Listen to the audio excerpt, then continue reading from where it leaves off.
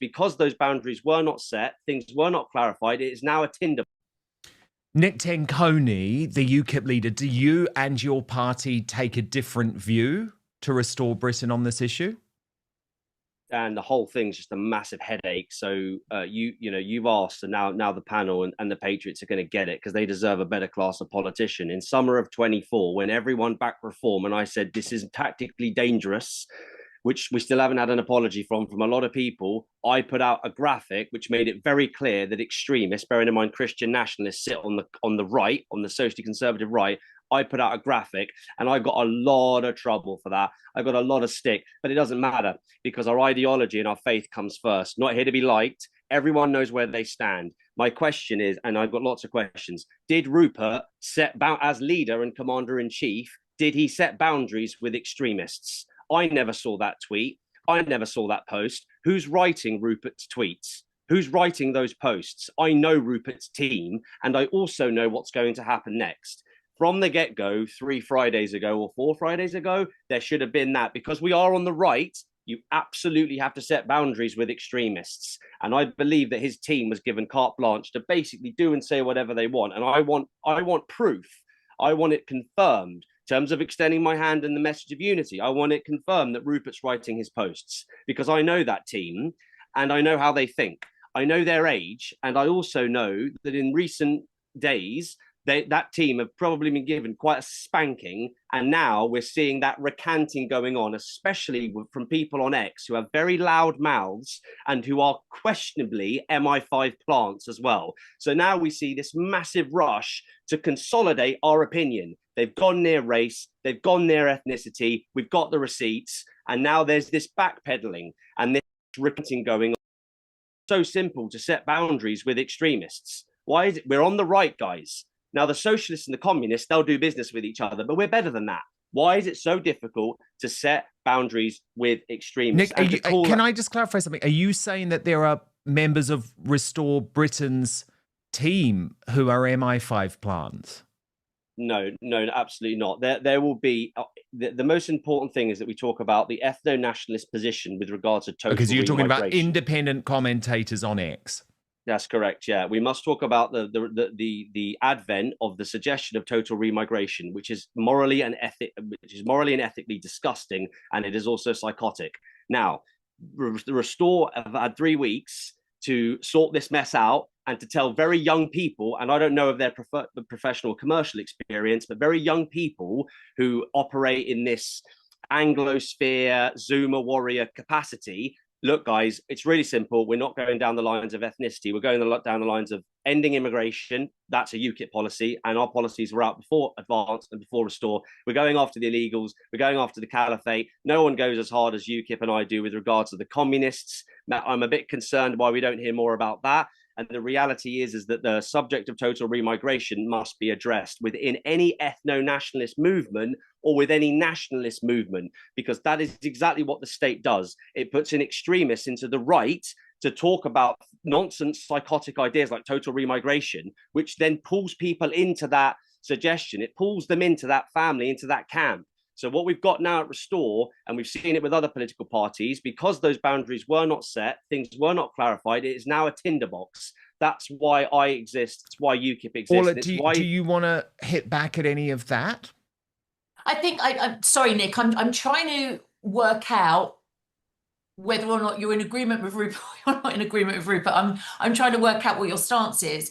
I think that there has been a lot of criticism about who is joining the party. Now, remember, when you join the party, you go online, you pay your £20, your £25, you join. We as an organisation cannot possibly screen 100,000 people that join a part of the party. We can't. We have to take a chance that most people that are joining are decent. Now, of course, the law of averages would mean that they aren't, and there are going to be some wrong uns in there. Of course there are. And I would absolutely put my house on the line right now that Rupert would not, and the team at Restore would not want any extremism within Restore. Of course we wouldn't. We are a decent group of law-abiding British patriots that have come together in Restore. Now, we can't do anything about them. What we can do is make sure that these extremists never get into a situation where they are put forward as spokespeople.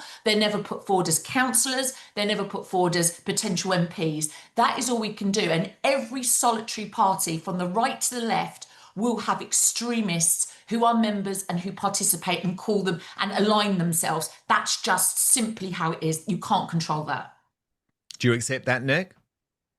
So what I'd like, my position hasn't changed from where we were 2 weeks ago after the launch of on that Friday evening. I'd like for Rupert to speak to me. I'd like a meeting. I'd like a call. I don't really mind, to be honest with you. I'd like to know more about the man. I'd like to know more about his ideology. I set bound, no matter what the consequences to me and my team, when we did that in summer 2024, which I still get vitriol to this day, by the way. We led the charge there. Our policies out first, manifesto out first, our missions out first. These people were still part of reform, by the way, when I said this is all wrong, general election 24. So one of my hand is extended to Ben Habib and to Rupert Lowe.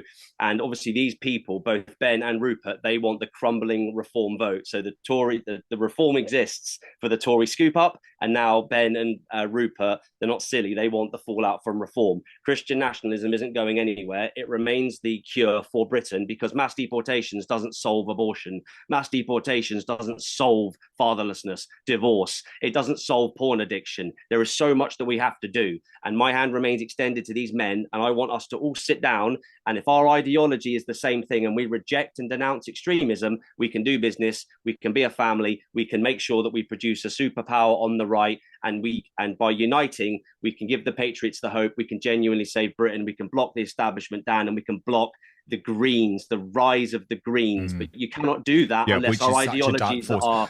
Okay, I want to bring in Peter C. Barnes because, Peter, I mean, you are a reform skeptic, well and truly.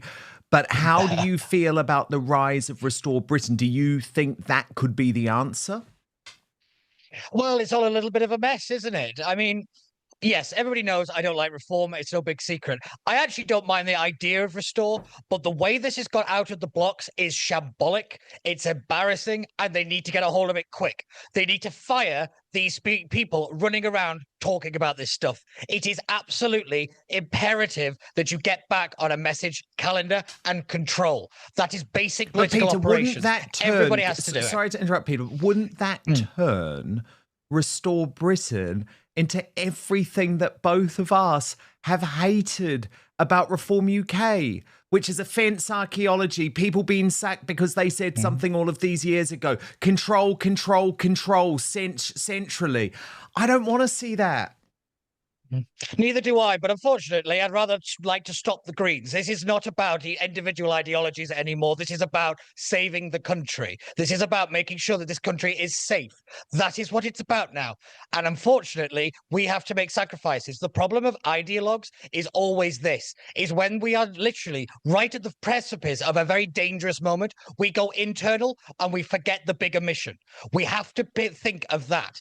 And this is what Rupert and the team at Restore and everybody else on the right has to continually remember, that we have to stop this from happening and getting any worse than it already is. And unfortunately, that means that we have to kind of make some decisions to appeal to a base that isn't naturally our home. And that's how we win. That is how you win. And unfortunately, that's how the politics is.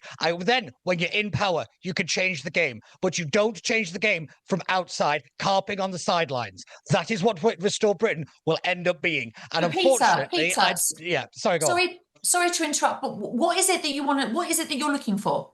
So you don't like reform, you obviously don't like Conservatives, and now you don't like Restore. So what is it that you want? No, I didn't say I didn't like Restore. I said that they need to get the house in order. That's not what I said, already. If I'm being fair. Sorry.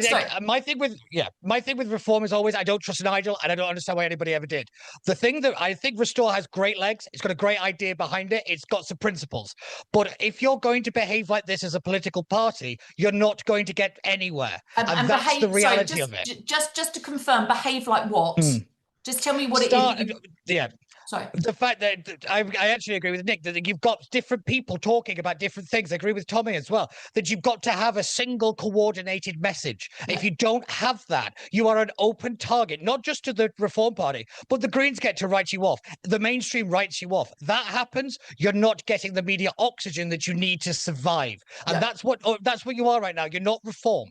You've got to survive. And the way that this is going about, it's not working, I'm afraid. And that I comes understand. from a lack of experience on the ground. That's And all also, I'm saying. Is that, don't get me wrong. Yeah, and it also, if I may, it comes from an explosion in numbers.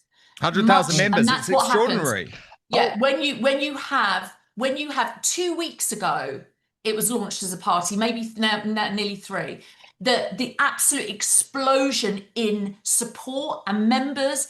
It's almost like Frankenstein's monster. It is just erupted. Yeah. And the thing is to keep on that and to control that and put the infrastructure in place, as Reform have found out themselves, which has caused them many, many issues over the last 2 years. That is a really, really big ask. And I totally understand you, and I totally understand where you're coming from on that. Okay. And if I may, Oh, yeah, before don't we get me move on, yeah. Yes, Nick, come in. yeah, if I may, before we move on, I controlled it. I put out a tweet. So you're basically saying Rupert needs to Okay, well look, fascinating debate, absolutely fascinating debate. Thank you all for having